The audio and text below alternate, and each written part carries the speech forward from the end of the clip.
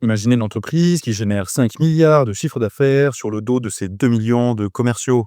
Bienvenue chez Herbalife.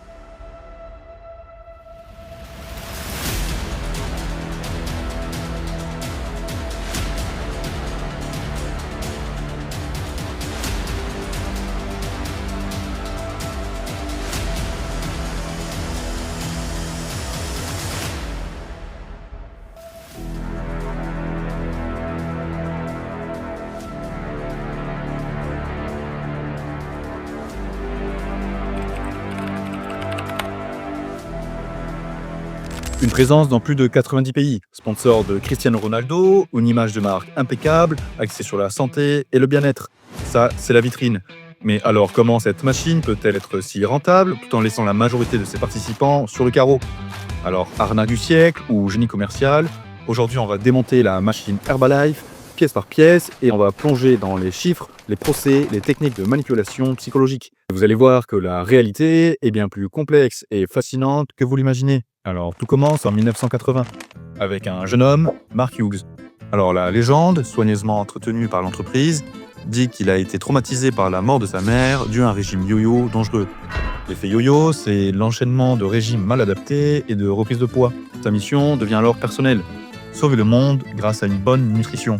Alors il commence à vendre ses premiers shakers protéinés depuis le coffre de sa voiture à Los Angeles et le succès est fulgurant. En 1982, début de l'expansion internationale au Canada, marquant le début d'une stratégie de croissance agressive. En 1996, l'entreprise atteint le seuil symbolique du milliard de dollars de ventes annuelles, démontrant une pénétration significative du marché. Et en 2004, c'est le Graal, introduction à la bourse de New York sous le symbole HLF, donnant à l'entreprise l'accès au capital public pour poursuivre son expansion. Et en 2018, rebranding en Herbalife Nutrition pour affirmer plus explicitement son positionnement sur le marché de la nutrition. Et aujourd'hui, c'est un mastodonte mondial. Leur discours est simple et puissant, des produits de haute qualité, une opportunité d'affaires flexible pour devenir votre propre patron, et une communauté de soutien pour vous aider à réussir. C'est une belle histoire et on a envie d'y croire. Mais alors, si tout est basé sur la vente de produits exceptionnels, comment expliquer le gouffre financier que vivent ses propres revendeurs? Et pour ça, il faut ouvrir le capot et regarder le moteur. Alors le moteur d'Herbalife, justement, c'est le marketing multiniveau, ou MLM. Alors vous en avez sûrement déjà entendu récemment, ou vous avez tous vu dans votre entourage quelqu'un cherchant 5 personnes motivées pour générer des revenus complémentaires. Le MLM, c'est ça. En théorie, c'est légal. Vous gagnez de l'argent sur vos ventes et sur les ventes des gens que vous recrutez. La ligne rouge à ne surtout pas franchir, c'est le système pyramidal, où l'argent vient principalement du recrutement et non de la vente de produits à de vrais clients. Et c'est là que toute l'histoire d'Herbalife se joue, sur cette ligne rouge. Alors comment ça marche concrètement pour quelqu'un qui veut se lancer? C'est très simple au début. Vous achetez un pack distributeur pour une cinquantaine d'euros, donc pas cher, accessible. Vous avez tout de suite 25% de remise sur les produits. Mais très vite, on vous explique que le vrai but, le Saint Graal, c'est de devenir superviseur. Et pourquoi? Parce qu'en tant que superviseur, vous touchez 50% de remise. Et surtout, vous débloquez les commissions sur les ventes de votre réseau. C'est là qu'on vous promet le fameux revenu permanent. Mais alors, comment on devient superviseur? En vendant beaucoup de produits à des clients? Eh bien non. Et c'est là que le piège se referme, vous devenez superviseur en accumulant des points volume. Et ces points, vous les obtenez en achetant vous-même des produits Herbalife. Donc, pour devenir superviseur, il faut acheter des milliers d'euros de produits en quelques mois. Et là, on arrive donc à l'arme fatale de Herbalife, c'est la gamification de son système de vente. Donc, la gamification, pour faire simple, c'est utiliser des éléments de jeu dans des situations réelles pour les rendre plus agréables et engageantes. Donc, Herbalife transforme ses objectifs commerciaux en points volume et fait passer des niveaux à ses joueurs afin de débloquer des récompenses. Tout ça dans un esprit communautaire bien huilé. Alors déjà, c'est quoi les points volume? C'est la monnaie interne d'Herbalife. Donc chaque produit a une valeur en point volume, en PV, et pour simplifier, on peut considérer qu'un PV équivaut à peu près $1 américain d'achat de produits. Donc c'est ce système qui lie directement la progression dans l'entreprise à l'achat de stock. Et comme dans un jeu, plus on accumule de points, plus on passe des niveaux. Donc distributeur, on a 25% d'achat sur les kits de démarrage, c'est le point d'entrée. Donc ensuite, consultant senior, on a 35% de remise, et pour ça, il faut accumuler 500 PV sur un mois. Ensuite, constructeur de succès, 42% de remise temporaire, il faut passer une seule commande de 1000 PV, et la remise de 42% s'applique sur cette commande et sur tout le reste du mois. Ensuite, producteur qualifié, encore 42%, mais cette fois permanent, il faut accumuler 2500 PV d'achat sur une période de 1 à 3 mois. Et enfin, superviseur, on a 50% de remise sur les achats de marchandises, et c'est aussi le palier clé qui débloque les commissions sur le réseau, donc ce qu'on appelle les royalties overrides. Il existe plusieurs chemins pour y arriver, ce qui illustre la pression à l'achat. Donc la première méthode, il faut atteindre 4000 PV en un seul mois. Donc pour rappel, un PV égale 1 dollar d'achat de marchandises. Et à partir de là, vous l'avez compris, on vous pousse à acheter massivement. Non pas parce que vous avez des clients qui attendent, mais pour atteindre un statut et le garder. Le risque commercial n'est plus sur l'entreprise, il est sur vous. Votre garage se remplit de boîtes, votre compte en banque se vide. Et pourquoi c'est si efficace et dangereux? La gamification transforme une activité commerciale complexe et incertaine en un jeu simple avec des règles claires et des récompenses immédiates, même si elles sont purement symboliques en général. Elle détourne l'attention du joueur, qui se concentre sur l'accumulation de points et le passage de niveau supérieur, plutôt que la question fondamentale, est-ce que je gagne de l'argent? Et la mesure du succès n'est plus en profit, mais le rang qu'on atteint dans le jeu, et en points d'achat de marchandises, pas de vente de marchandises. Donc ça crée une dépendance, chaque petit succès, un nouveau rang, une reconnaissance, procure une décharge de dopamine, comme dans un jeu. Cela pousse à continuer, même à perte. Elle utilise également le coût irrécupérable. Un joueur va se dire, j'ai déjà investi 3000 € pour devenir superviseur, je ne peux pas abandonner maintenant. Plus on investit, plus il est difficile psychologiquement de quitter le jeu. Elle simplifie donc l'échec. Si vous ne réussissez pas, ce n'est pas parce que le jeu est mal conçu, c'est parce que vous n'avez pas joué assez bien ou assez fort. I did not use the frustration to be more frustrated. I used the frustration to work even harder on my mindset. C'est une technique de culpabilisation très efficace. Donc la gamification est un outil psychologique puissant qui transforme des vendeurs en joueurs. Le but n'est pas de gérer un business rentable, mais de gagner le jeu que l'entreprise a créé elle-même, en suivant les règles qu'elle a elle-même définies, et souvent au détriment de votre propre intérêt. Le marketing vous vend un rêve de richesse, la gamification vous fait avaler la pilule et continuer, mais les chiffres, eux, ne mentent pas. En 2016, la Federal Trade Commission, un mix américain de la DGCCRF et du FCQ Choisir, oblige Herbalife à publier un rapport des revenus moyens des distributeurs. Et c'est brutal. Tenez-vous bien, sur près de 2 millions de distributeurs dans le monde, seuls 21% ont touché une rémunération en 2024. Ça veut dire que 79% n'ont absolument rien gagné. Et pour les 21% qui ont été payés, la moitié d'entre eux ont gagné moins de 127 € par mois. Et attention, c'est un revenu brut, hein. Donc, avant de déduire le coût des produits que vous avez déjà achetés, les frais de formation, de marketing, de déplacement. Cette youtubeuse a fait le calcul très précisément et après 2 ans d'activité, en déduisant toutes ses charges, son bénéfice net était de Et vous dire, en 2 ans, de mars 2020 à mars 2022, combien j'ai gagné? 445 €. 445 €. 445 € pour 2 ans de travail. Donc, vous voyez que le système n'est pas conçu pour que vous gagnez de l'argent en vendant des produits, il est conçu pour que Herbalife gagne de l'argent dès que vous, le distributeur, vous en avez acheté. Le véritable client d'Herbalife, ce n'est pas la personne qui veut perdre du poids, c'est le distributeur qui rêve de devenir riche. Et le business model, il est redoutable. La preuve en chiffres, avec des marges brutes colossales de presque 80%. Mais alors, la question la plus importante, si le modèle est un piège financier, pourquoi des millions de gens y restent? Et c'est là qu'on entre dans la partie la plus sombre et la plus fascinante, l'ingénierie psychologique.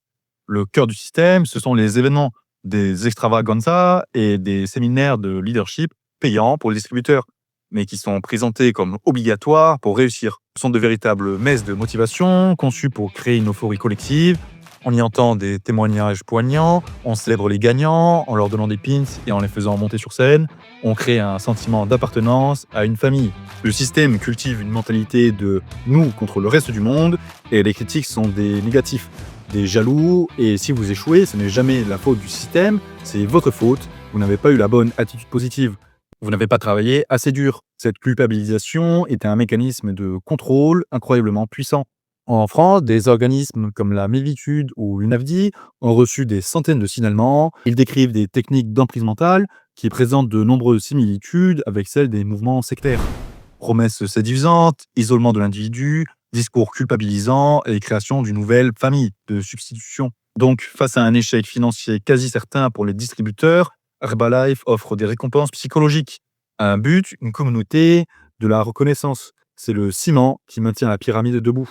Et surtout, on revient au système MLM. Au-delà des distributeurs, on a une véritable pyramide des leaders. Vous vous souvenez du système de niveau de tout à l'heure? Eh bien, la structure ne s'arrête pas là. Pour accéder au niveau supérieur et à la reconnaissance du réseau, la qualification ne dépend plus seulement des achats, les PV, mais également des Royalty Override Points, ou ROP, qui sont basés sur les performances de tout le réseau que vous avez créé. Pour faire simple, quand un distributeur atteint le statut de superviseur, il débloque une commission, les Royalty Overrides, qu'il perçoit sur le volume d'achats généré par les autres distributeurs de son réseau, qu'il a personnellement recruté et formé. Cette commission peut aller jusqu'à 5% du volume de produits achetés par son réseau. Et ensuite, Herbalife remet une couche de gamification encore une fois. Donc, on convertit nos commissions. $1 de commission égale un Royalty Override Points. Donc, par exemple, si les superviseurs de votre réseau sur 3 niveaux achètent pour 20 000 points volume, donc environ 20 000 $, je vous rappelle, de produits sur un mois, vous pouvez gagner jusqu'à 5% de ce montant, soit 1 000 $ de commission. Ces 1 000 $ de revenus se transforment en 1 000 Europe pour ce mois-là. Et ces points servent encore une fois à monter les échelons. On a World Team, donc 500 Europe en un mois, Global Expansion Team, qui nécessite 1 000 Europe sur 3 mois consécutifs, Millionaire Team, qui nécessite 4 000 Europe sur 3 mois consécutifs, et enfin President's Team, qui nécessite 10 000 Europe sur 3 mois consécutifs. Donc si vous avez suivi, 10 000 Europe égale 10 000 € de commission. Et ces 10 000 € de commission correspondent à 5% des achats de son réseau, soit 200 000 € par mois. Et encore plus haut, les niveaux Chairman's Club et Founders Circle, qui exigent de créer plusieurs President's Team dans son réseau de recrutement. Cette véritable pyramide montre clairement que pour progresser et espérer débloquer des revenus significatifs, un distributeur est constamment incité à acheter ou à faire acheter de grandes quantités de produits, et que les recruteurs ont tout intérêt à motiver les nouveaux à acheter un maximum de volume. Herbalife n'a donc même plus besoin de motiver lui-même les vendeurs eux-mêmes se motivent entre eux dans le but d'enrichir le sommet. Donc forcément, un modèle aussi déséquilibré attire l'attention des régulateurs. Et l'histoire d'Herbalife, c'est une longue série de batailles juridiques. En 2016, c'est le tremblement de terre. La Federal Trade Commission, le gendarme du commerce américain dont on a parlé tout à l'heure, force Herbalife à payer une amende de 200 millions de dollars pour pratique commerciale trompeuse. La FTC déclare que les distributeurs ne sont pas récompensés pour leur vente, mais pour leur recrutement. C'est la définition même d'un système pyramidal, même si le mot n'est pas officiellement lâché. En 2020, l'entreprise plaide coupable de corruption en Chine et accepte de payer 123 millions de dollars au ministère de la Justice américain. Ils ont soudoyé des fonctionnaires chinois pendant 10 ans pour obtenir des licences et étouffer la presse négative. Et ça continue. 17,5 millions de dollars pour un recours collectif de distributeurs en 2015, 12,5 millions en 2023 pour avoir menti sur la valeur des événements de formation. La stratégie d'Herbalife est simple dans ces cas-là, toujours nier et payer pour que les affaires s'arrêtent. Tobias, what are you doing? Throwing money at the problem. Okay, money isn't the solution to every problem. It is if you've got enough. Pour eux, ces centaines de millions de dollars ne sont pas une amende, mais c'est un coût de fonctionnement. Une ligne dans le budget pour acheter la paix et continuer le business. On en oublierait presque qu'à la base, Herbalife, ils vendent des produits. Bon, ça va être rapide. Leur produit phare, le Shake Formula One, est un substitut de repas à base de protéines de soja et de fructose, donc du sucre.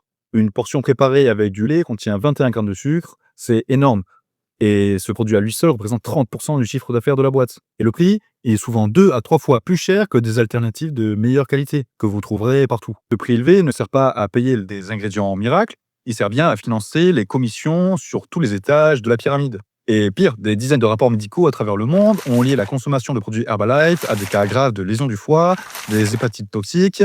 L'entreprise nie tout en bloc, évidemment, mais les doutes persistent. Alors, au final, Herbalife, arnaque ou génie? Le paradoxe, c'est que c'est peut-être un peu des deux. Je ne remets pas en cause l'efficacité des produits ou du programme, je ne suis pas expert en nutrition, mais derrière cette façade de bien-être communautaire, il y a un génie commercial vicié. Une machine parfaitement huilée qui a compris que le produit le plus rentable à vendre, ce n'est pas une poudre protéinée, c'est l'espoir. L'espoir d'une vie meilleure, de l'indépendance financière, d'une communauté. Herbalife a survécu 40 ans de scandales, de procès et de critiques en maîtrisant à la perfection la ligne rouge légale entre le MLM et la pyramide, et la zone grise psychologique entre la motivation et la manipulation. Donc la prochaine fois qu'on vous présente une opportunité qui semble trop belle pour être vraie, avec des promesses de richesse sans trop d'efforts, souvenez-vous de cette vidéo et posez-vous les bonnes questions. Qui est le vrai client et d'où vient l'argent? Voilà, si cette analyse vous a plu et que vous voulez d'autres décryptages de business et de gestion patrimoine, abonnez-vous, mettez un pouce bleu et dites-moi en commentaire quelle entreprise vous aimeriez que je fasse la prochaine fois. Allez, restez vigilants et à la prochaine.